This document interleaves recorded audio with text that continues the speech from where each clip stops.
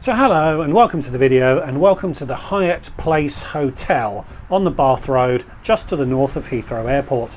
This is another in my occasional series of Heathrow Airport hotel reviews, as I spent 2 nights there a month or so back. Very few people spend 2 nights at an airport hotel, but this was a very special trip, and I'll explain the reasons behind my stay a little later in the video. And I have to say, I really enjoyed my time there. So if you'd like to see what the property offered and what made it so good, stick around. Hi, I'm Matt and this is Matt's Planet. I aim to entertain, educate and inspire with my travel adventures from planning to execution. I'll show you how you can travel in style for a lot less than you'd think. So subscribe so you can come with me. The most important element of a hotel is the room, and I'd asked for one away from the lifts. I'm still not entirely sure why, so I was allocated room 163 on the first floor. A contemporary looking hallway, a little dark perhaps, but well maintained. So into the room, and there's a decent sized bed, no shocks there, and one of those chaise long things that looks good but is really uncomfortable to actually sit on. A desk area with very conveniently located plugs, and a TV that's nicely integrated into that panelling. Back around to an open wardrobe space. Not many hangers, but who unpacks in an airport hotel? That's an ironing board in that slot, if you were wondering.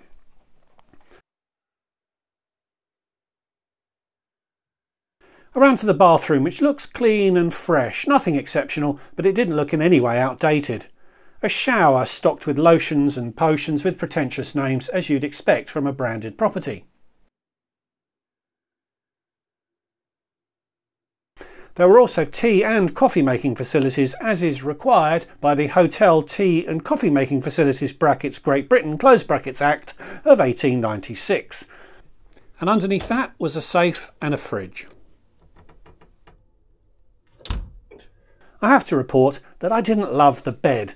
It was very soft and had a sort of under mini mattress thing that moved around and did tend to crease up overnight, making the bed feel a bit lumpy.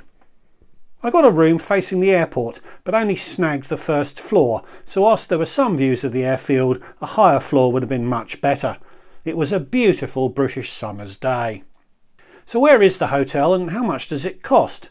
It's towards the western end of the Bath Road, which is the less busy end of the hotel zone. I checked a date a few months into the future and can book a room for just over £100 a night, which makes it the most expensive of the 5 Heathrow hotels I've now reviewed. The Thistle was £78 for this sample night, and the Best Western Ariel was £1 more. The Premier Inn on the Bath Road doesn't feature in booking engine searches, but they were also charging £78 for a basic room that night, or £104 for one of their refurbished Premier Plus rooms. It's almost as if the properties are copying off each other. So how do you get there?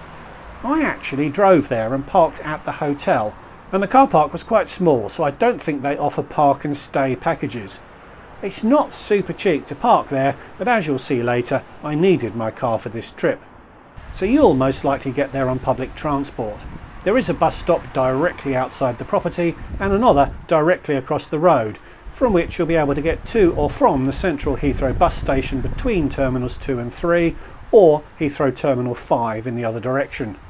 Terminal 4 is a bit of a pain from all properties on the Bath Road, but I'd recommend you bus it into the central Heathrow bus station, from where it's a short and free ride on a train to get across. The hotel is also serviced by the Hopper bus, which is the service which operates door to door between the hotels and the terminals. It's quite expensive at £6.80 for one person to take a one-way journey, plus it can take a while if there's lots of hotel stops between you and your destination. So even though the Hopper is the most convenient transfer option, it's also the most expensive and probably the slowest. But a hotel is more than a room and a location, and the Hyatt is well set up when it comes to facilities. The reception area is large and airy, and to the right is a large bar area with a range of seating options and TVs. A few draft beer options were available, with a fully stocked bar behind, and there was a proper coffee machine there too. Along from the bar was a small retail area where you could get some overpriced snacks and drinks. There's also an ice lolly offering, which is something I'm less concerned about being overpriced if it's hot and I really fancy one. The property also offers a restaurant open for breakfast and dinner.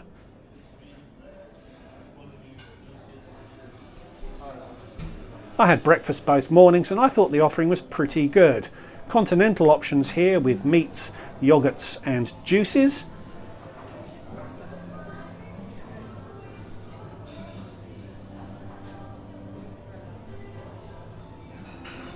An Alaskan Airways style pancake maker, then a hot offering with the usual breakfast suspects.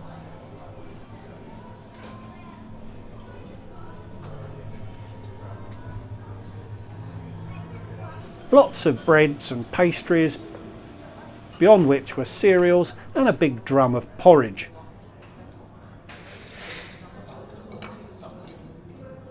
And an automatic coffee machine. Remember, you can get the proper stuff from the bar outside. Adding breakfast to a booking on the dates I searched added £24 to the room rate, and the Hyatt website advertises a hot breakfast for 20 quid. So it's not a cheap option, but I enjoyed it. The dinner menu is available on the website and it's the usual sort of pubby stuff, and there's another menu of bar snacks available from the bar. It has to be said that the hotel is not brilliantly located if you want to pop somewhere for snacks or for a meal. There are options, but they're all a decent hike or require a short bus ride.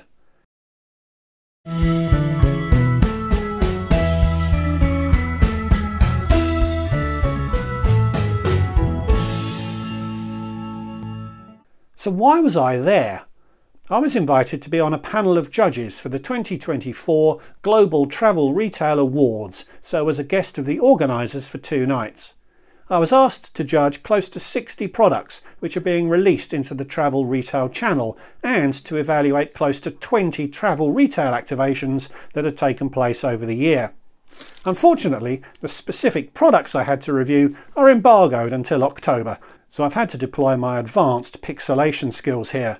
But I really enjoyed the process. It was quite hard work, as I wanted to be thorough and give the 55th product the same consideration as the first. So it was a full weekend's work, although I did get to keep everything I reviewed, hence the benefit of having travelled there in my car. So the Hyatt Place is a quality property, which is a clear step up from the hotels I've previously reviewed. Whether it's worth the premium will be down to you. If you're there for 7 hours before a flight, 6 of which will be spent asleep, probably not, especially if my experience with the bed is the norm. If you have an afternoon or evening to kill before going to bed, it may well be worth the premium, as the restaurant and the bar are pleasant, well-catered places to pass the time. So thanks to Janice and the TR business team for the invite and the hospitality. I've volunteered to do this again next year, so with any luck they'll invite me again, and we'll pick a different property so I can get a new video out of next year's process. And whilst my room wasn't the best for plane spotting, there's a number of spots just along the Bath Road where you can get a good view of the departing planes. The weather was a lot better on the second day I was there. So give this video a like, please leave me a comment, is this the sort of property you'd stay in, and consider subscribing if you're new, and check out my Patreon if you'd like to support what I do here more directly. So thanks again for watching, and I'll see you all in the next one. Goodbye.